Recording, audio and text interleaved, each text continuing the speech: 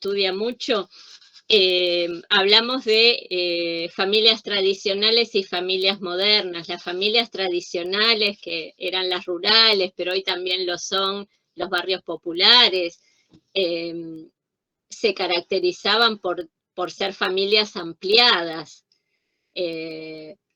Por un lado, vivir varias generaciones juntas, pero por otro lado, en cada generación o cada madre tiene una gran cantidad de hijos. Y esto pasaba hasta mi abuela, por ejemplo, no hace tanto, ¿sí? Donde eran 8 hermanos.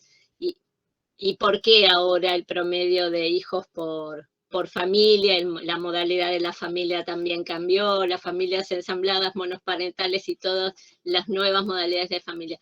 Porque también depende el modelo familiar del contexto histórico, social y político. Entonces, ¿por qué eso es así? Bueno, es complejo. Por ahí tiene que ver también con patrones machistas de dominio sobre la mujer, a medida que la mujer se va liberando, entre comillas, va accediendo al mercado de trabajo, va cambiando su mentalidad, va cambiando su proyecto de vida, tiene otras opciones, tiene otros márgenes de libertad de elección sobre lo que quiere hacer. Entonces ahí los hijos empiezan a aparecer ya no como su proyecto de vida, su rol determinante, sino como algo que acompaña, pero que el proyecto de vida está puesto en otro lado. Incluso se piensa el momento de la maternidad, se lo ajusta, cada vez se retarda más en las sociedades modernas, se lo ajusta para ese momento en donde se pueda compatibilizar con un proyecto de carrera, etcétera, etcétera. Entonces,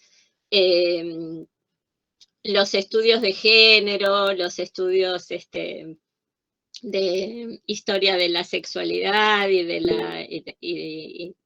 de las pautas reproductivas, lo han estudiado muchísimo y lo podés pensar desde ese lugar, ¿sí? Como cambios sociales macro y como cuestiones culturales que tienen que ver con esos momentos históricos o grupos de pertenencia también. Gracias. Bien, a ver, veo que están poniendo cosas en el chat. Esperen un segundo, así leo qué estuvo pasando. Si lo comprendes como un estilo de vida, lo tenés que ver como opcional. Y me parece que opcional no es.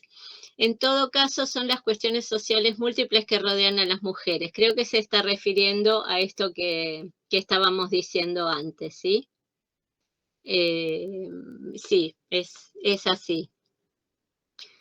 En muchos sectores sociales, tener un hijo no es una decisión, no hay una previsión al respecto, es lo que ocurre y muchas veces es casi como un designio, ¿sí? Que tiene que ver con el lugar para el cual se entiende que la mujer está destinada, casi naturalizadamente, digamos. No es casual que en clases medias o más ricas la maternidad no sea lo primero o primordial. Sí, perfecto. Sí, tiene que ver con esto que estamos diciendo. Por lo menos podemos pensar que hay un mayor margen de elección en cuanto a qué lugar va a ocupar la maternidad en la vida de esa mujer. Y habrá para algunas que es su proyecto y para otras que no, pero hay mayor posibilidad de reflexionar sobre eso, no está naturalizado. Bueno, ¿qué otras cuestiones tenemos? Temas, dudas.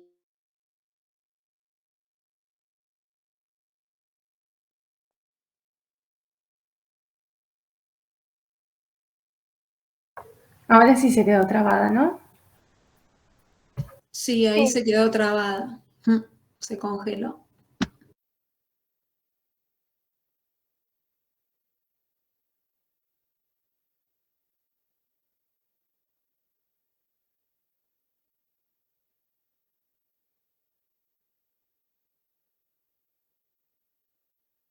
Ahí volvió, estaba congelada antes. Sí, me fui. Sé que tengo una conexión a veces inestable, por eso les preguntaba. No sé si alguien preguntó algo mientras no estuve. Bueno, mientras van reflexionando por ahí, me gustaría comentarles alguna cuestión del paradigma de la complejidad, que es un tema que siempre aparece en los parciales, ya no desde un desarrollo tan teórico como lo vieron en mi teórico o en los textos, sino pensar cuando ustedes están frente a un caso, desde qué lugares podrían llegar a analizar el caso en relación a paradigma de la complejidad. Bueno, hay varias cuestiones, pero por ahí una de las primeras que podemos pensar es el nivel de análisis o los niveles de análisis que podemos identificar en esa situación, que tienen que ver también con lo que estábamos hablando antes. Cómo se presenta la problemática a nivel individual, cómo se presenta, pensando que siempre cada nivel de análisis tiene un contexto que lo influye o lo determina. Entonces, ¿cuántos niveles de análisis yo voy a poder analizar? Por ejemplo, esa situación la otra vez estaba releyendo algunos parciales para pensar ejemplos, parciales de cuatrimestres anteriores. Entonces, por ejemplo, una situación, no sé, de embarazo adolescente, ya que estamos con este tema, puede ser planteado a nivel de la adolescente que padece esa situación. Pero tal vez nosotros vemos algo en la situación del tema familiar. Ahí ya estamos en otro nivel de análisis, porque una cosa es la persona y otra cosa es la familia. La familia tiene otras variables a partir de las cuales la podemos analizar, como, bueno, qué grado de comunicación familiar hay, cómo son esos vínculos. Ahí ya cuando estamos pensando en la familia, no estamos pensando en un individuo aislado o en una chica aislada. Bueno, pensamos la familia. Después aparece la escuela en la situación, porque si aparece la escuela, ahí ya hay otro nivel de análisis superior, porque en esa escuela confluyen distintas familias y podemos pensar en toda la comunidad educativa. Entonces, en esa escuela, por ejemplo, qué programas educativos hay, cómo se habla de la sexualidad adolescente, las y los adolescentes tienen sus espacios de intercambio, se habla con las familias. Bueno, entonces ese ya sería otro nivel de análisis. Podemos pensar, por ejemplo, los servicios de salud. Y ahí ya estamos en un nivel que nos empieza a hablar de una trama comunitaria. Por ejemplo, la escuela articula con los servicios de salud, con la unidad sanitaria local articula con la escuela. ¿Qué redes institucionales hay en el barrio que permitan moderar este problema? Por ejemplo, hay espacios culturales para las y los adolescentes. Ya ahí estamos en un nivel de análisis comunitario. Podríamos pensar lo que yo les decía antes, el barrio en sí, toda la comunidad desde su perspectiva territorial. Bueno, ver los indicadores de empleo, de desempleo, de mujeres jefas de hogares, de acceso o de escolaridad en niñas, niños, en madres, en padres. Por ejemplo, es frecuente que en lugares donde hay una alta prevalencia de embarazos adolescentes o de menores de 15 años, la escolaridad de las madres, es muy alto el porcentaje de madres que no terminó el secundario, muy alto el porcentaje de padres que solo tiene primaria. Entonces, ahí ya estoy en un nivel de análisis comunitario. Bueno, puedo seguir pensando, ¿sí? En qué provincia estamos, cuáles son los planes provinciales, etcétera, hasta llegar a las políticas nacionales, y si ustedes quieren a lo global o a lo internacional, o a políticas internacionales incluso. Entonces, eso, ¿no? Como cuando un modo de mirar la complejidad es eso, es pararme en distintos niveles de análisis e ir viendo qué de ese nivel yo puedo analizar y cómo ese nivel está siendo contexto para otro nivel de análisis. ¿Se entiende lo que estoy diciendo? Por ahí estoy en una provincia donde, no sé, los valores religiosos hacen que de estas cosas no se pueda hablar y que incluso la representación política de los senadores en el Congreso Nacional hagan que se vote en contra de la legalización del aborto, o incluso cosas mucho más elementales ocurrían algún tiempo atrás, como la educación sexual, el permiso de uso del preservativo. Entonces, bueno, esto puede tener que ver también con cuestiones provinciales. Sabemos que en esa provincia no va a haber entonces un programa escolar que promueva la educación sexual y reproductiva. ¿Sí se entiende? Entonces hay que ver cómo todo eso va funcionando, cada nivel de contexto determinante para niveles de análisis inferiores que actúan, podríamos decir, sistémicamente o retroalimentándose. Otro modo de ver la complejidad sería ver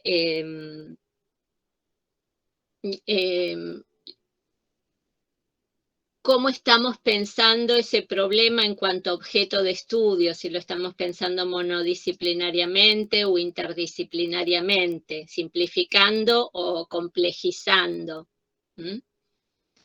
Por ejemplo, la pregunta que Silvia hacía hace un rato respecto, bueno, las mujeres tienen muchos hijos, yo lo veo en determinado lugar.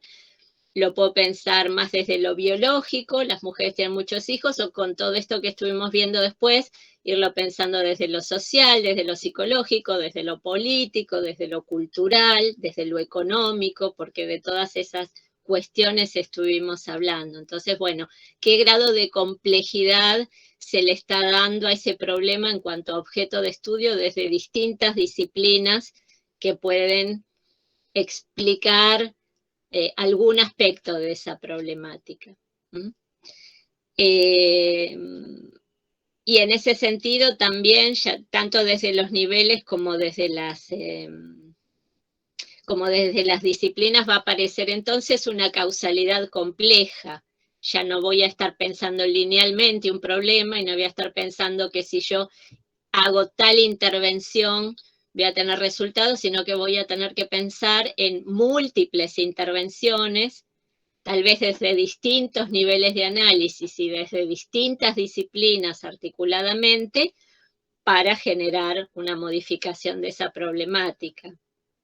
Ya no voy a pensar algo tan simple como, bueno, entonces yo voy a dar la posibilidad de que haya pastillas anticonceptivas en la unidad sanitaria o DIU, y ya con eso resuelvo el problema, porque sé que no lo voy a resolver desde una sola intervención y desde una sola perspectiva, porque todo lo demás está siendo determinante también.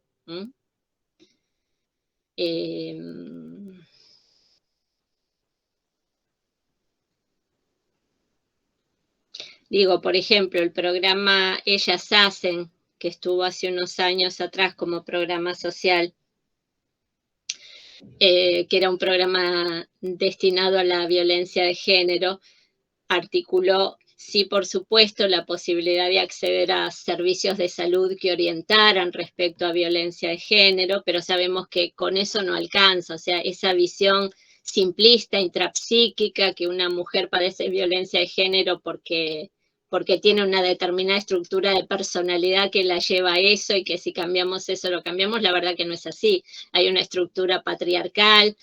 Yo he visto hombres llegar a una escuela amenazando y teniendo que cerrar la escuela con llave, porque si no ese hombre iba a entrar y la iba a agarrar a golpes a la maestra que estaba dentro, por ejemplo. Entonces, tienen que haber casas refugio. Bueno, pero la persona va a estar siempre en una casa refugio. ¿Y cómo yo voy a promover entonces que esa mujer pueda acceder a un trabajo que le dé la independencia que necesita para dar ese paso? Bueno, el programa Ellas Hacen justamente incluía una capacitación laboral a mujeres oficios no tradicionales, a mujeres de clases populares para que pudieran, acompañado de todos los otros factores, salir de esa estructura de opresión en la que estaban, ¿sí? Pero entonces yo nunca voy a poder pensar que haciendo una acción desde un lugar voy a resolver ningún problema de salud pública que me esté preocupando, porque eso sería pensar que hay algo que funciona suelto por fuera de toda una historia, una estructura, como venimos diciendo. Y nunca es así, aunque parezca un tema relativamente simple. Aún en esos casos me voy a encontrar con que en ese nivel de análisis que estoy estudiando va a haber complejidad. Bueno, entonces también podemos pensar la complejidad desde analizar la historia de ese problema, ¿sí? Cómo se fue dando, y la historia no solo contada como un relato, sino quiénes fueron los actores de esa historia, quiénes fueron y son los actores sociales que definen que esa situación sea como es, o que limitan la posibilidad de cambiarla. O si pensamos en cambiarla, con qué actores sociales voy a tener conflictos, con cuáles va a haber alianzas. ¿Se entiende esto? El tema de los actores sociales es un tema importante dentro de la visión de la complejidad. Nos habla de distintos sectores de poder, de intereses, que van a confluir en ese campo en el que se da el problema. Que seguramente si no fuera así ya estaría resuelto. ¿Por qué no se puede resolver un problema? Y bueno, porque justamente hay distintos actores sociales que en su articulación y en su trama de fuerzas y espacios de poder pujan para que la solución vaya para un lado o vaya para otro. Fíjense si no lo que está pasando ahora con la ley de etiquetado frontal. Podríamos decir, pero qué fácil, ¿por qué no le ponemos a los alimentos que son que no son saludables una etiqueta que los identifique claramente? Así la gente, por lo menos, sabemos que no es la solución mágica ni mucho menos, pero por lo menos sabe lo que está consumiendo, grado de azúcar, de grasa. Pero acá tenemos una dura discusión en el Congreso, porque no todo el mundo está de acuerdo. Hay muchos lobbies de la industria que hacen que no sea tan fácil conseguirlo. Y esto pasa en todos los planos que ustedes lo quieran analizar. Pasa con la salud, pasa con el ambiente, por qué no podemos tener una ley de humedales y por qué no protegemos determinados espacios naturales, etc. Bueno, ¿qué más, chicos, chicas, chiques? ¿Algún otro tema?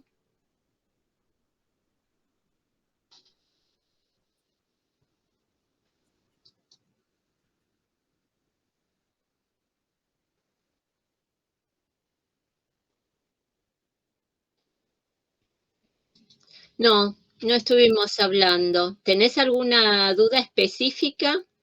O...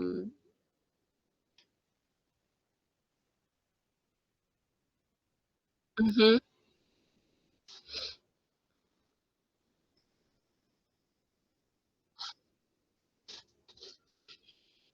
Sí. Acá me preguntan, ¿determinantes sociales también se incorpora? Sí, ese es un tema importante de la primera parte de la cursada. Hablemos un poquito de atención primaria. A ver,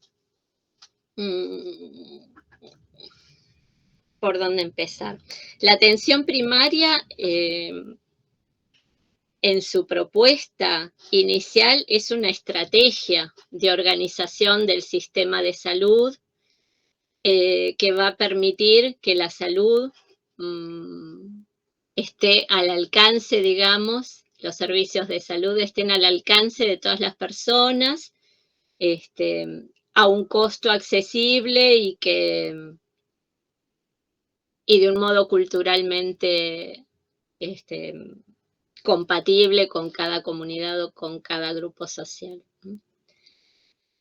Si bien nosotros hoy tendemos a analogar de alguna manera atención primaria con el primer nivel de atención, con las salitas, con las unidades sanitarias que están en los territorios, la realidad es que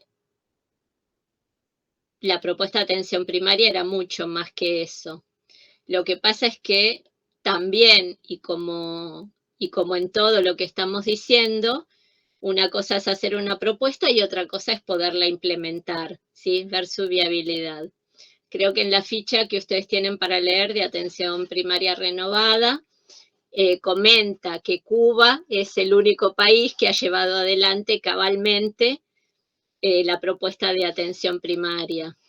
Y esto porque, bueno, porque por sus condiciones políticas permitieron que realmente toda esta estrategia pudiera ser implementada. Piensen que atención primaria es darle prioridad a la prevención y brindar aquellos servicios primordiales, digamos, que cubren las necesidades de las poblaciones en los territorios y que evitarían que la población se enfermara y tuviera que recurrir a los hospitales, a las medicaciones, etcétera, etcétera. Y uno puede pensar que desde una perspectiva del bien común, esto es muy loable, pero la verdad es que la enfermedad es un negocio para grandes sectores de la industria, ¿sí? La industria farmacéutica, la industria de los diagnósticos, incluso las corporaciones médicas, todos aquellos pensamientos que dicen que cuanto más complejo el nivel de atención mejor, que el que sabe está en el hospital, que es mejor ser un profesional ultra especializado que aquel que puede estar atendiendo problemas sencillos en una unidad sanitaria. Entonces, todos estos intereses hicieron que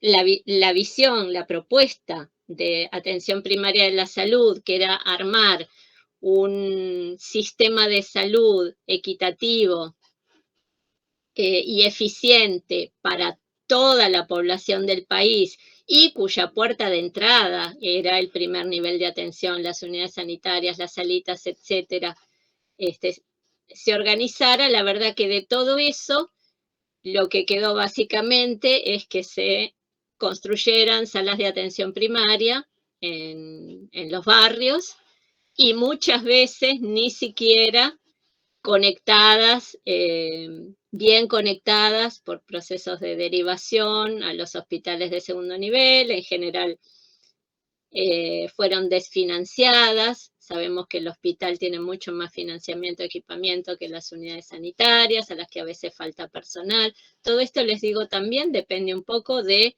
como todo, de criterios políticos de cada municipio en principio, porque las unidades sanitarias dependen de los municipios y de la articulación provincial, ¿sí? O sea, también de las políticas provinciales. O sea, nada ocurre porque sí. Entonces, ¿a qué voy? A que en realidad se fue desvirtuando la idea de atención primaria pensando que finalmente era una atención para pobres, generando programas solo para los más pobres, lo que se llama la focalización, ¿sí? Finalmente terminó siendo implementación de programas materno-infantiles para cuidar ese momento más vulnerable de la vida, que es a los niños menores de 6 años, a la mujer gestante, un lugar donde se aplican vacunas, y hasta ahí. A veces se la piensa incluso como la salita de primeros auxilios.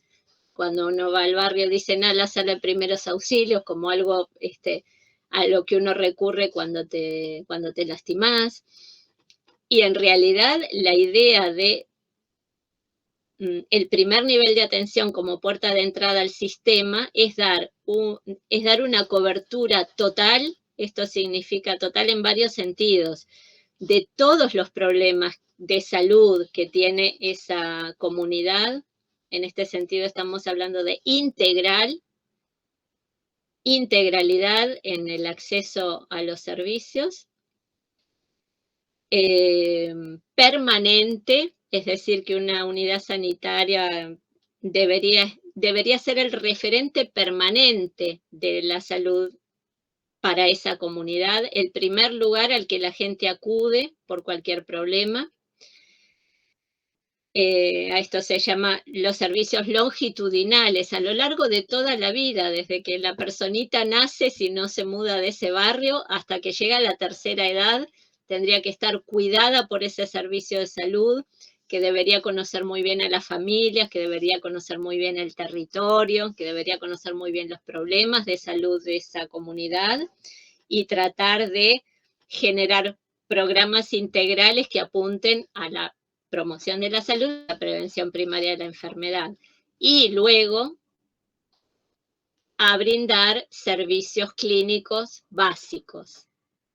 Pero toda esa dimensión del cuidado de la salud de la población, para lo cual se requiere profesionales especializados en medicina comunitaria o en salud comunitaria, profesionales que hagan una clínica comunitaria en la salita, que esté bien equipada, etcétera, etcétera. No ocurrió, y entonces, ya les digo, quedó como esta medicina para pobres o esta atención sanitaria para pobres en barrios pobres, que finalmente terminó atendiendo a la población más vulnerabilizada y solo en aquellos problemas que tenían que ver con eso. Muy, muy enfocada a salud materno-infantil y ginecológica. Cuando en realidad esta es la base del sistema sanitario, la atención primaria, y luego cuando hay problemas que exceden lo que ese nivel de atención puede resolver, se deriva a un segundo nivel de atención, que son los hospitales generales, y eventualmente, si ahí no se puede resolver un problema, se deriva al tercer nivel de atención, que es un hospital especializado en alguna problemática. Entonces, la atención primaria como concepto también nos habla de una red en el sistema de salud, de una red de efectores y de pensar los problemas distribuidos, ¿no?, en un territorio que puedan brindarse en red los servicios. Finalmente, tenemos en la ficha lo que tiene que ver con la visión renovada, que básicamente tiene que ver con pensar la salud como derecho y que ese efector de salud que está en el primer nivel de atención pueda brindar, digamos, todos aquellos dispositivos que hacen al acceso a ese servicio de salud para toda la población. Y esto de algún modo también tiene que ver con esta, si bien no estaba explícitamente dicho así en su comienzo, del enfoque de derechos en salud, pero sí se pensaba ya desde el vamos que la salud era un derecho. Entonces aquí vamos a ver todos aquellos programas con todos sus componentes que impliquen acceder al derecho a la salud desde el primer nivel de atención. Desde salud sexual y reproductiva, pero también desde los programas de diabetes, también desde la promoción de la salud, que permitan realizar el derecho a la salud de las comunidades. Pero bueno, como todo se va desvirtuando y también podríamos analizar un rato muy largo por qué derrapó la propuesta de atención primaria de la salud y finalmente terminó convirtiéndose en esto, ¿no? Lamentable porque si no hubiera intereses tan egoístas, se ahorraría, leo lo que dice Silvia Fernández. Es lamentable porque si no hubiera intereses tan egoístas, se ahorrarían, por ejemplo, disminuir los gastos de enfermedad que tal vez se vuelven crónicas por no recibir la atención primaria. es que esto es exactamente así. Pero bueno, esta idea que tenemos del bien común, pensemos que choca contra intereses sectoriales, y bueno, es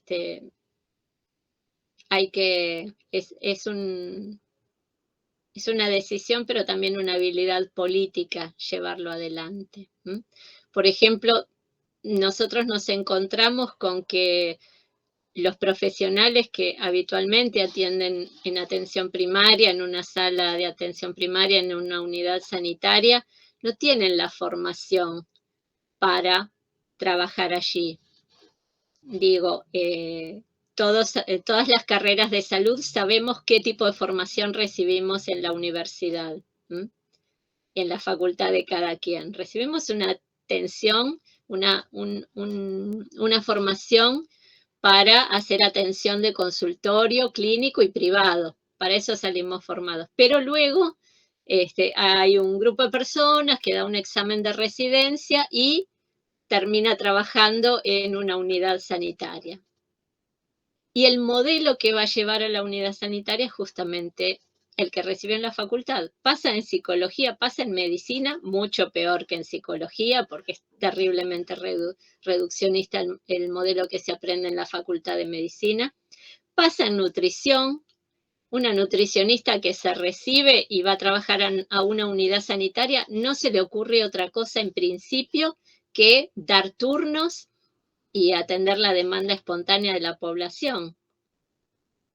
Cuando estamos diciendo crece la obesidad infantil y crece, ¿dónde crece más? Y en los sectores populares crece más. Entonces nosotros tenemos alta prevalencia de niños obesos que se alimentan mal porque comer harinas, comer hidratos de carbono es lo más económico, porque hay una serie porque hay una cultura alimentaria que hace que volvemos como parte de los estilos de vida, la alimentación sea de esa manera, porque no se promueve la lactancia materna, por un montón de cuestiones, y entonces finalmente, de todo lo que se podría hacer, cada profesional, llámese nutricionista, odontólogo, termina en un modelo que es dar turnos y atender la demanda espontánea. Lo digo, he sido coordinadora de unidad sanitaria varios años. Entonces, ¿por qué digo que es una política? Bueno, por un lado tenemos no solo que contrarrestar los intereses del mercado, sino también el modo de pensar de los profesionales, que a veces incluso llegan allí desvalorizando el primer nivel de atención, pensando que tal vez lo mejor sería estar trabajando en un hospital, cuando son modelos de abordaje diametralmente opuestos, totalmente opuestos, y requieren capacidades totalmente diferentes. Si uno está en una unidad sanitaria, tiene que poder hacer un diagnóstico comunitario, tiene que poder establecer lazos con la comunidad, tiene que pensar estrategias para conocer esa comunidad, tiene que brindar servicios culturalmente aceptables para esa comunidad, para que la gente se acerque. Si uno visita una unidad sanitaria, no va a haber jamás un adolescente o un adolescente. Son lugares expulsivos para los adolescentes. ¿Será que el equipo de salud tiene que salir a los lugares donde están los adolescentes, a la escuela, a los clubes, a integrarse más en la vida social del barrio? Entonces, digo, como tenemos todos estos obstáculos, también hay políticas. De hecho, en el año 2005 a 2012 nosotros tuvimos el Plan Federal de Salud, que entre las cuestiones que pensaba como política sanitaria, pensaba el fortalecimiento del primer nivel de atención. Y uno dice, bueno, ¿y cómo lo fortalezco? Bueno, por supuesto, equipándolo, no cabe duda, pero si vemos que los profesionales que trabajan allí, que salieron de la universidad tal como la conocemos, no están capacitados para atender, bueno, como parte de eso hubo un posgrado para esos profesionales que ya estaban trabajando, que se llamó el posgrado de salud comunitaria, que lo puso en marcha el Ministerio de Salud, cuando estaba Ginés González García, y que consistía en una beca que se le daba, fíjense lo absurdo, a quien ya estaba trabajando para que cubriera horas en territorio y en formación, como reconvirtiéndose a aquellas habilidades que eran necesarias para alguien que trabaja en un primer nivel de atención, en todo esto que yo les decía, y que vemos en esta asignatura, ¿no? Saber hacer un diagnóstico comunitario, saber generar herramientas de planificación participativa, pensar en un modelo social de la salud, etcétera, etcétera. Y uno dice, ¿por qué es absurdo que si las personas pasaron 6 años por una formación universitaria, tengan que empezar a formarse después cuando ya están ejerciendo en sus lugares de trabajo, tengan que reconvertirse, porque ¿para qué se invirtió en la formación de un recurso humano durante tanto tiempo que finalmente cuando va a su lugar de trabajo no está a la altura de las necesidades de salud de esa comunidad? Pero bueno, la realidad es así, o la podemos negar o se hace algo con ella. Este programa que duró muchos años, ya no me acuerdo cuántos, pero bueno, Martín estuvo muy implicado en eso, escribió uno de los módulos, inclusive, más de 10 años seguro duró. Se dedicó a eso, a una vez que ya estaban los profesionales en el primer nivel de atención, brindarles herramientas, darles un estímulo económico para que dediquen horas estudiando y haciendo trabajo, lo que se llama extramuros, ¿no? Por fuera de las paredes de la unidad sanitaria, cuando uno pensaría que eso debería ser lo lógico, lo común, lo habitual de cualquier equipo de salud que trabaja en una unidad sanitaria. Esa es otra, no estamos habituados a trabajar interdisciplinariamente en equipo de salud. Cada profesional en una unidad sanitaria atiende en su consultorio, cuando podríamos generar mucha más sinergia si hubiera reuniones de equipo, por ejemplo, algo tan básico como eso, pero a veces no las hay. Entonces, todo eso es atención primaria de la salud bien entendida. ¿Mm? Sí.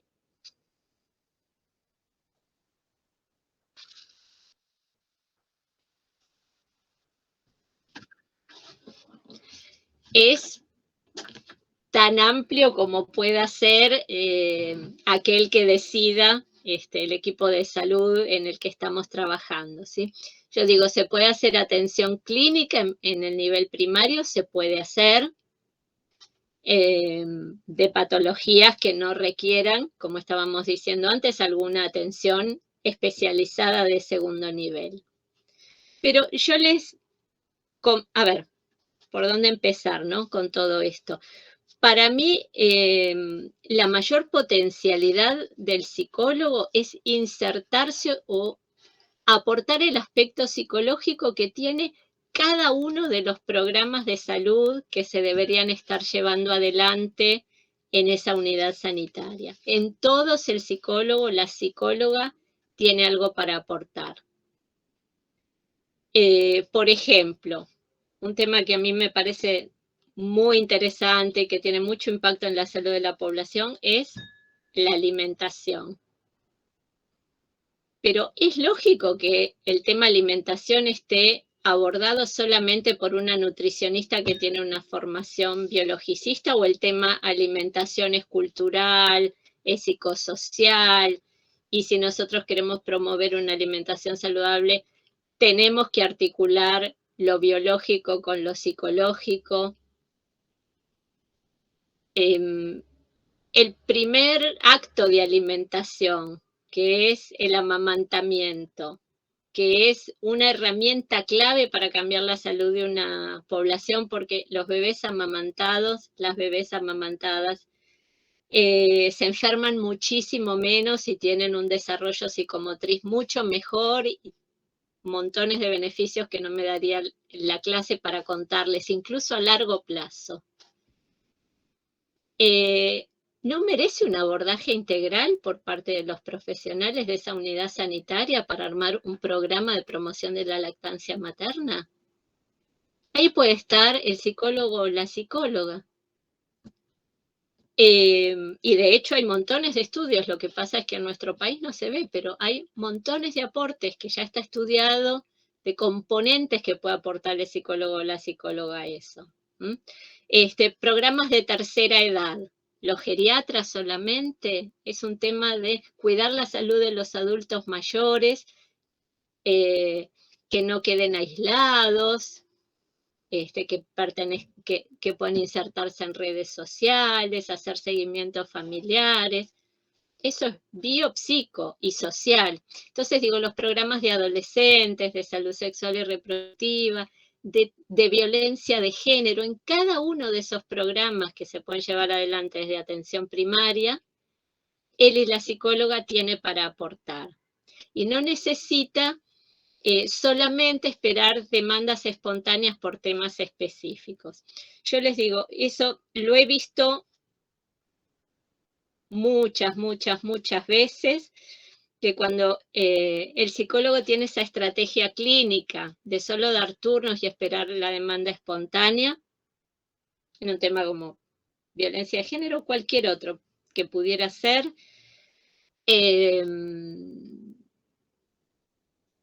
lo que se puede llamar la permanencia de la paciente o el paciente en tratamiento es muy corta. Es un tema del que no se habla en esta facultad, pero habría que hablarlo realmente. Cuando nos hablan del tratamiento del paciente y de los pasos de la historia, el tratamiento del paciente, en general estamos pensando en modelos que son aptos para el consultorio clínico individual de nivel medio alto de la población. No son modelos culturalmente aceptables para estos niveles de la población en los que estamos hablando. Y lo vemos, la persona está 2 o 3 meses, deja, entonces queda un turno libre, lo toma otra persona que está 2 o 3 meses, deja. Y ese modelo ideal de tratamiento no se concreta nunca. Puede el profesional o la profesional ser crítico de esto y preguntarse qué está pasando, o puede decir, como lo escucho muy habitualmente, bueno, no hay adherencia al tratamiento, son personas que no generan adherencia al tratamiento, bueno, por su situación cognitiva, etc. Entonces, me parece que el problema es el modelo, no las personas. Si alguien hiciera un estudio, lo que pasa es que acá también hay intereses y nadie lo quiere hacer, ¿no? Pero si hiciéramos un estudio de la rotación que tienen los pacientes en servicios de psicología, en áreas en unidades de atención primaria o en salas de atención primaria, veríamos lo poco que duran. Entonces, ahí hay que acercarse a la población desde un abordaje integral de las personas, desde un abordaje integral de las familias, con un enfoque familiar, pensando los insertos en su comunidad, pensando cómo articular esos espacios de la comunidad para que sean generadores de salud, de contención. Desde el momento en que el bebé nace hasta después, cuando el niño entra al preescolar, cuando es adolescente y tenemos la expectativa de que pueda generar su adherencia al secundario, como estaba diciendo Silvia hace un rato, ella ve deserción escolar. Bueno, ¿hay algo que los psicólogos y las psicólogas de una unidad sanitaria puedan hacer para mejorar esa situación? ¿Cuáles son las causas de que los chicos dejan la escuela? ¿Solo que salen a trabajar? Puede ser, pero por ejemplo la maternidad adolescente es una causa muy habitual de que las chicas dejan la escuela. Entonces ahí vemos cómo se va complejizando el problema, como una cosa lleva a la otra. Yo he estado en barrios donde en proyectos articulados de la unidad sanitaria con la escuela han generado espacios en la escuela para que la adolescente que tuvo su bebé pueda dejar en la misma escuela, en la guardería, sus bebés mientras está estudiando y poder permanecer en la escuela. Y recibir en la escuela el apoyo psicosocial que necesita. Pero ahí hay que trabajar articuladamente, con imaginación, con otra mentalidad, digamos, ¿no? Que no es solo, bueno, cuando el adolescente tiene un problema que venga a consultar a la unidad sanitaria, porque no lo va a hacer. Entonces, bueno, no sé si estoy contestando tu pregunta, Maru. Este,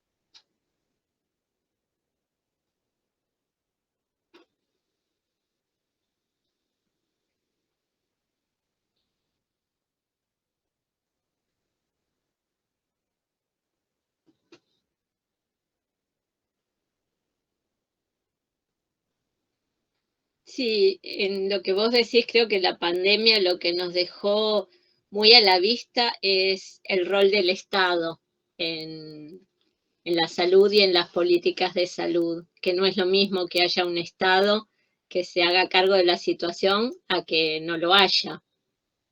Entonces, sí, perdón.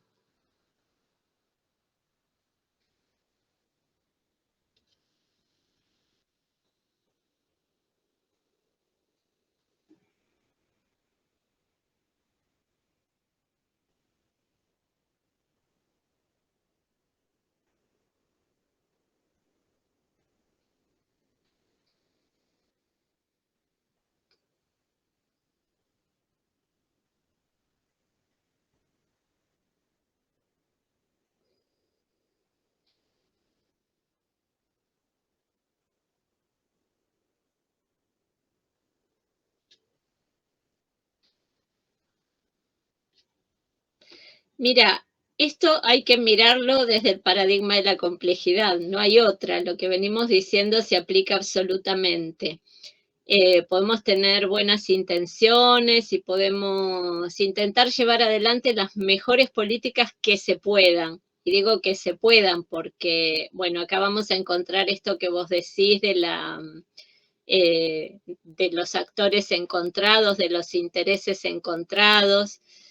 Eh, pero también hay cuestiones estructurales que tenemos que considerar, es decir, por supuesto, un Estado presente o un Estado ausente en un país hace la diferencia, pero el hecho de ser un país rico o ser un país pobre también hace la diferencia, así como tenemos lugares que ocupamos en la sociedad porque no sabemos por qué nos tocó ocupar el lugar en que cada uno ocupa. También cada país ocupa un lugar en las relaciones globales, internacionales, y eso es una constricción. Entonces hay que pensarlo en toda su complejidad, ¿sí? ¿Qué tipo de país somos? ¿Qué tipo de país somos? ¿Qué tipo de políticas se eligen? Porque también eso genera una diferencia. Y bueno, de ahí todo lo que vos estás diciendo, ¿no? No, gracias a vos, porque es un tema, sí, creo que esto del Profe, COVID puso esto muy sobre la mesa. profe, una Tal, cosa. Una preguntita. Ah, sí, perdón. Con No, respecto simplemente. a los determinantes sociales, yo entré un poquito más tarde, no sé si hablaste, pero poderlo pensar como un concepto, lo puedo pensar como aquellas condiciones que tienen las personas al nacer, al vivir, al trabajar, em, y respecto a las circunstancias en las que están configuradas, Ujú. o como Sí, también, sí. sí, te escucho, completa la idea. Sí, eso, como aquellas circunstancias, ¿no?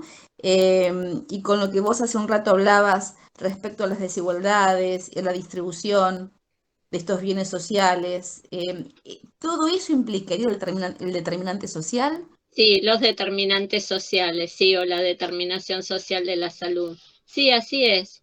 ¿Mm? Como, Pensando que todos esos determinantes, como entraste más tarde, vuelvo a sí, comentar esto que estuvimos hablando largo rato, todos esos determinantes no son casuales, no son azarosos, ¿sí? Se fueron generando y obedecen a un proceso histórico, económico y político.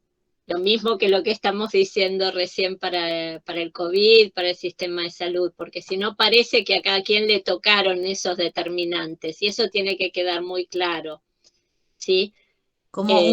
sí, como sería como un campo de conocimiento y de acción que busca establecer elementos en la estructura social que puedan condicionar la posición para que aquellas personas o la población puedan alcanzar ese bienestar distribuido de la mejor manera, ¿no?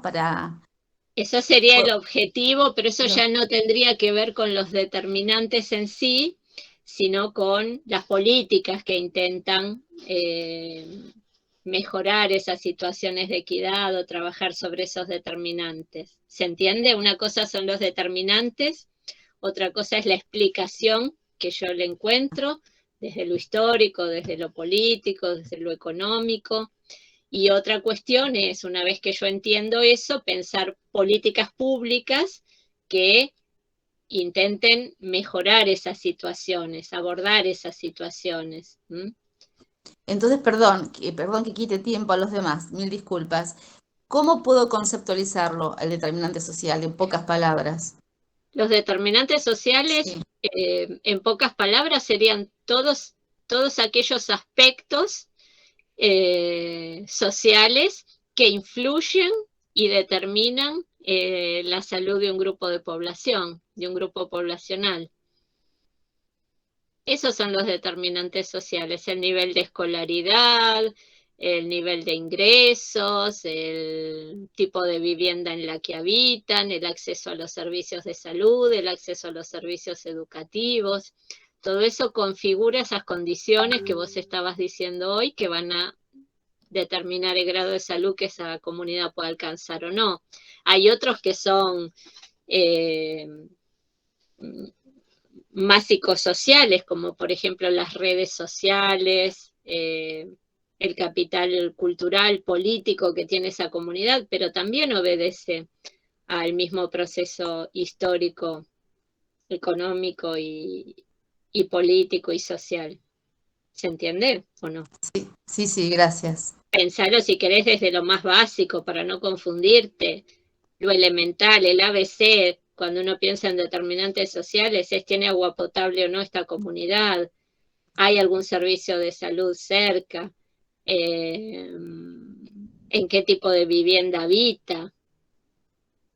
Todo eso, hay contaminación ambiental, hay recolección de residuos, lo más básico, las condiciones más básicas de sanidad que tiene que tener una comunidad. De ahí para arriba. Perfecto. Eso me quedó clarísimo. Y Gracias. después las políticas serían todas aquellas líneas de intervención que intentan mejorar esas condiciones, que tienen que ser articuladas, ¿no? Que van a ser políticas de saneamiento ambiental, de vivienda, de educación, eh, que intentan modificar integralmente esos determinantes. Gracias. Ujú. Gracias. No, de nada. Bueno, si hay alguna pregunta más, Profe, sí. Es una pregunta fácil, pero bueno, tiende a confundir muchas veces. ¿Cómo identificar promoción de prevención y la prevención en los distintos niveles? Si puede haber algo más o menos sencillo de identificación que nos ayude en el parcial. En el parcial seguramente ustedes van a ver promoción de la salud como nivel de abordaje, porque la estrategia en sí de promoción de la salud me parece que no entró. Creo que llegaron hasta planificación, ¿no? O sea, la clase de Sí, promoción de la salud no sí, la vieron. no. Hay todo un teórico mío que es una clase de promoción de la salud. Entonces, lo que tenemos que pensar como nivel de atención la promoción de la salud. Bueno, ya les queda claro, muy claro, que la prevención secundaria tiene que ver con la clínica y la atención de las enfermedades cuando ya están declaradas. De ahí, hacia el polo de la salud, podemos mirar básicamente la prevención primaria y la promoción de la salud. Eso serían los dos niveles que les pueden generar confusión. ¿Cómo saber si una intervención es de prevención primaria o es de promoción de la salud? Bueno, básicamente, las intervenciones de prevención primaria apuntan a prevenir una patología en particular. Cuando pensamos en prevención primaria ya tenemos una enfermedad en mente. Y la estrategia es adelantarse a que esa enfermedad ocurra. Pero ya la conocemos, estamos pensando en ella y estamos pensando en cuáles son sus factores de riesgo. Prevención primaria va de la mano de la idea de factores de riesgo. Si yo no conozco los factores de riesgo, no puedo prevenir esa enfermedad. Y entonces se dirige a disminuir esos factores de riesgo y se dirige a grupos de población de alto riesgo para esa enfermedad. ¿Hasta acá me seguís, Analía? Sí, profe. Entonces, por ejemplo, en barrios populares, ya sea del conurbano, de la ciudad de Buenos Aires, en escuelas de barrios con población vulnerable, se ha encontrado, por ejemplo, que cuando van los odontólogos como parte del programa de salud escolar a revisarles la boca a los chiquitos y chiquitas de primer grado, se encuentran que tienen un promedio de 5 caries por niño a los 6 años. Sabemos entonces que la caries es un problema, sabemos cuáles son los factores de riesgo, que es la comida con azúcar o no lavarse bien los dientes, y entonces se implementa un programa de prevención primaria de las caries, que es, bueno, les vamos a enseñar a los niños y las niñas, cómo lavarse bien los dientes después de las comidas. Pero eso es porque ya hay un programa instalado, ¿no? O sea, ya hay un problema, perdón, instalado. Claro, siempre vos prevenís un problema instalado. Si no hay un problema, no hay prevención de ese problema. Por eso yo les digo algo que LASI los puede ayudar, es pensar prevención primaria de qué, porque si yo no digo de qué, es como vacío de sentido el término prevención primaria, porque cuando yo hago prevención primaria de algo. Entonces, prevención primaria ¿de qué? De las caries, de las enfermedades cardiovasculares, no sé, del cáncer de mama, pero estoy pensando en un problema en particular. Y promoción podría ser que uno los inste a que se laven los dientes, por ejemplo, o a no comer tantos dulces. Claro, pero ahí ya más que la promoción ya la tenés que pensar no solo para el niñito de primer año que está en el programa de salud escolar, sino promovés la alimentación saludable, que va a prevenir las caries y un montón de otros problemas, que va a prevenir la obesidad, que va a prevenir la diabetes, que va a prevenir enfermedades crónicas de adultos, pero entonces vos ya ahí cuando haces promoción de alimentación saludable con una estrategia muy amplia, que va más allá de los grupos de riesgo, porque vos ya no estás pensando en los chicos que tienen caries, estás pensando en general, en cómo llegar con una alimentación saludable a todos los niños y a todas sus familias, porque pensás también que es parte de una pauta familiar. Entonces ahí ya no estás pensando ni en grupo de riesgo ni en una enfermedad en particular, sino en un aspecto de los llamados estilos de vida que van a tener impacto en un montón de problemas de salud. ¿Sí? Claro, Es mucho más general, sí, es mucho más general. La ahí sí promoción de se- la salud intenta llegar a la población en general y se van a beneficiar de esa política todos, quienes sean grupo de riesgo y quienes no lo sean también. Ahí sí se puede enlazar con estilos de vida, ¿no? Con lo que se vive Sí, actualmente, claro, sí, que sí, veníamos hablando. Está bien. sí. Piensen, por ejemplo, que una cosa es, imaginen esto que decíamos, bueno, en una escuela o en una comunidad, no sé, hay alta prevalencia de embarazo adolescente. Entonces, una cosa es que yo piense un programa de prevención del embarazo adolescente. Y ahí voy a estar muy enfocada en bajar esa tasa de embarazo adolescente. Pero puedo pensar en promover la salud sexual y reproductiva de las y los adolescentes. Ahí mi campo de mirada es totalmente diferente. Me voy a centrar en lo positivo, voy a abarcar cuestiones que no abarcaría pensando solo en la prevalencia de embarazo adolescente. ¿Se entiende? Sí, profe. Y por ejemplo, con esta temática, por ejemplo, la vacuna para prevenir el HPV, ¿sería prevención secundaria? No, sería No, prevención primaria. Es una herramienta, Claro, pero primaria. Está bien. vos misma lo estás diciendo. Me estás diciendo vacuna para prevenir el Sí, HPV. O sí. sea, me estás diciendo para qué es la vacuna, para prevenir el HPV, para que no ocurra. Entonces estás en un nivel de prevención bastante primaria, sencillo. dirigido a eso. Pero el tema es que genera mucha confusión también en el curso, ¿no? Por mí y por varios. O sea, estábamos bastante confundidos con distinguir los niveles de Sí, prevención. Y no básicamente confundirlos. tiene que ver con esto que te digo. Después cuando vean la promoción de la salud como estrategia, ahí ya lo pueden pensar desde otros lugares, porque la promoción de la salud como estrategia implica cambiar cambios ambientales, por ejemplo, porque ya sabemos que las personas están en contexto siempre, entonces, bueno, ver qué cambios se pueden hacer en esos contextos para mejorar los determinantes de la salud que hayan en ese contexto, implica la participación, el empoderamiento comunitario, implica que haya una política pública que le dé marco a todas esas acciones. Eso ya implica la multidimensionalidad, pero todo eso ya es pensar la promoción de la salud como estrategia y ustedes no lo vieron todavía, que sería ir más allá de la prevención primaria, como cambiar las condiciones de los determinantes de salud de la población para tratar de generar más salud. Esa sería la idea. Uh-huh, uh-huh, uh-huh.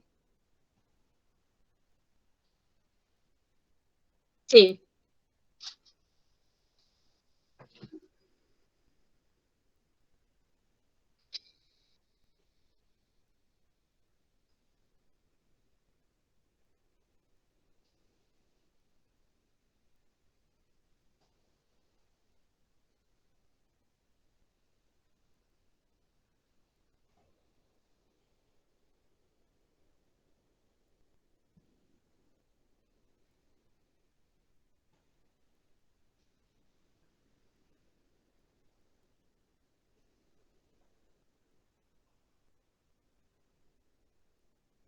Sí, totalmente. En ese sentido, por eso lo de integral, ¿no? educación sexual integral, porque ya no se queda en la prevención de algún problema en particular, sino que abarca la integralidad. Igual después en esas cuestiones, está bueno cuando uno piensa en promoción, también pensar, bueno, en cambios en el entorno, como por ejemplo, cómo funciona una institución que por ahí tiene el programa de ESI, pero bueno, en su vida cotidiana, la escuela, promueve valores claro, claro, porque digo que eso mismo, que la educación no quede en una teoría, sino que se haga una práctica institucional realmente. Y a eso apunta a la promoción de la salud, acompañar con cambios en el entorno que apoyen esto que estamos promoviendo. Gracias, profe, muy claro, gracias. Como cambiar y anticiparse un poquito, ¿no? Ahí lo entiendo también, como anticiparse un poco en ese acompañar y en hacer esos cambios. Sí, anticiparse más que lo que nos anticipamos en prevención. En prevención nos anticipamos, pero de un modo un poco más restringido, de un modo un poco menos complejo. Por ahí más siempre dirigiéndonos a la población de riesgo, educándola, pero un poco siempre tal vez pensando que es un cambio personal, ¿sí? Que es una estrategia orientada a un grupo de población, pero más individual, ¿sí? Lo otro implica cambios más sociales, de mayor impacto, implica pensar políticas que disparen esos cambios. Esto que yo les decía hoy, que les contaba del programa Ellas Hacen, fíjense, esto tendría que ver con la promoción de la salud, va más allá de dirigirme a un grupo de mujeres que padecen violencia de género, es fortalecer a la mujer, es capacitarla, darle herramientas para entrar a un mundo laboral que va a tener impacto en todas las áreas de su vida y va a tener un impacto social que no es solo pensar una prevención primaria de la violencia doméstica, ¿se entiende?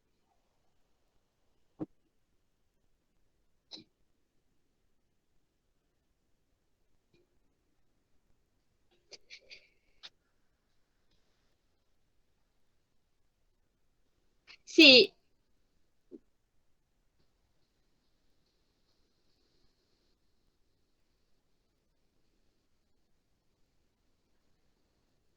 sí, de hecho, sí.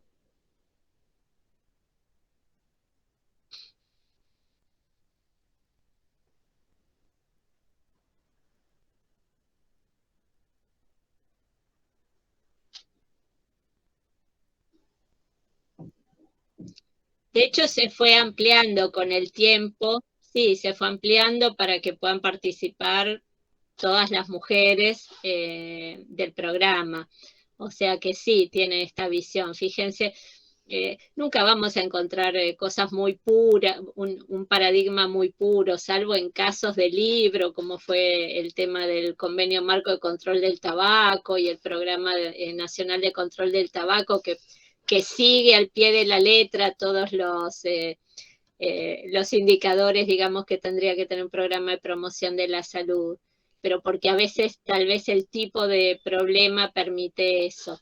Si no, vamos generando, lo que hay que pensar es como en estrategias más amplias de alto impacto que vayan más allá de prevenir una cuestión en particular, ¿sí? En un grupo de riesgo muy específico y de un modo muy lineal.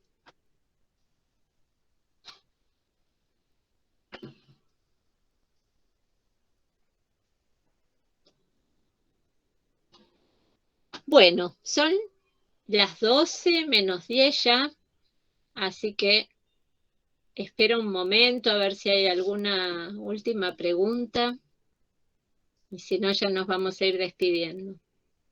Profe, las 12, la prevención y la promoción, digamos, a ver, si no me enriedo, actúan más sobre los estilos de vida, a pesar de todos los determinantes. Obviamente, vos no podés descontextualizar a la persona, pero sí apuntan más a los estilos de vida. La prevención primaria sí apunta más a los estilos de vida, la promoción apunta a los determinantes. A los determinantes. Miren, les voy a dar un ejemplo Bien. en relación a esto que me acordé que te puede servir. Por el año 90 y pico, no me acuerdo, 1990 y pico, hubo una epidemia grande de cólera en la provincia de Buenos Aires. Sí, la recuerdo. La recordás, Pero, bueno, sí. entonces nosotros para esa época íbamos a los barrios vulnerables, que obviamente eran los que tenían mayor prevalencia, donde no había agua potable, y enseñábamos medidas de prevención primaria como hervir el agua media hora y dejarla reposar antes de usarla para beber o lavar los alimentos, etcétera, o echarle 2 gotitas de lavandina al agua para potabilizarla. Estos son claramente medidas de prevención. Están dirigidas a grupos de riesgo para un problema en particular, ¿sí? En ese caso fue en contexto de una epidemia. Promoción de la salud implica un cambio ambiental, implica en este caso sí o sí acceso al agua potable. Vos no podés pensar en promover la salud en lo que hacen las enfermedades de transmisión hídrica si no es desde una promoción de la salud.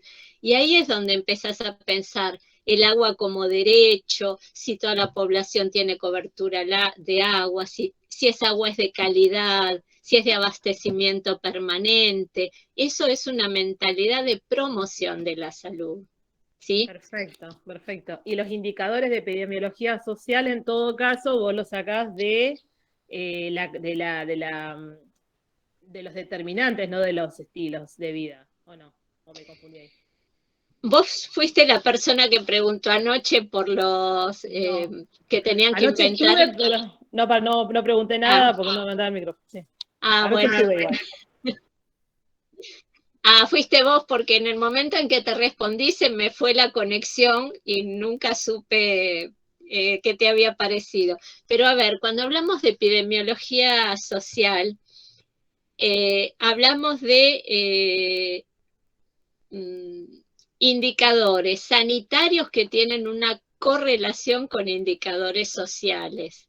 No hay un indicador de epidemiología social. La epidemiología social es un modo de mirar los problemas de salud que intenta, en todo caso, relacionar los problemas de salud con los contextos sociales en los que viven las personas.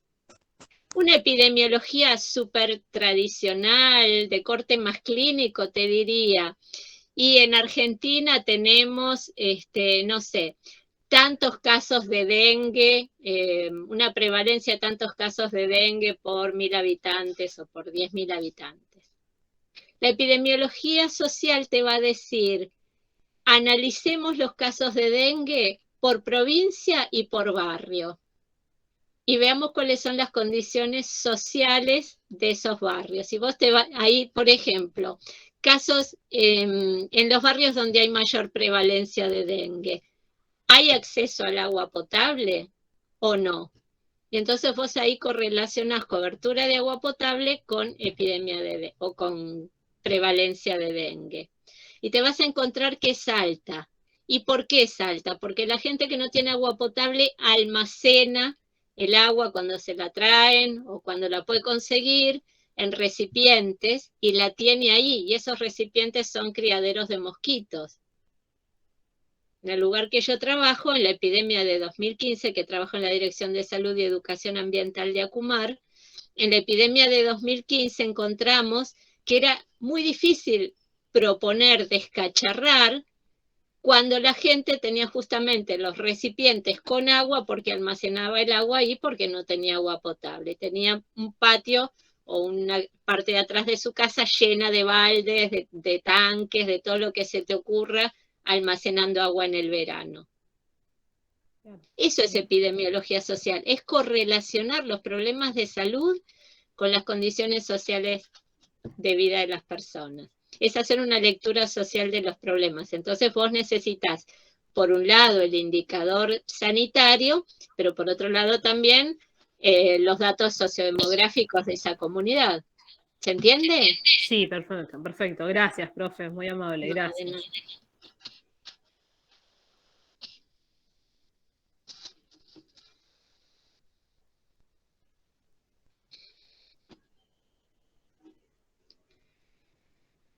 Bueno, entonces, hasta aquí hemos llegado.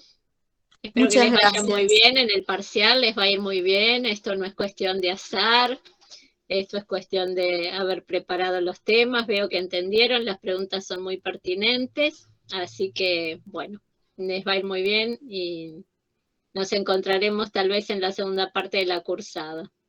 Gracias por su Gracias. tiempo, Gracias por profesora. la extensión, profe. Gracias. Gracias. Muchas gracias. Chao. Muy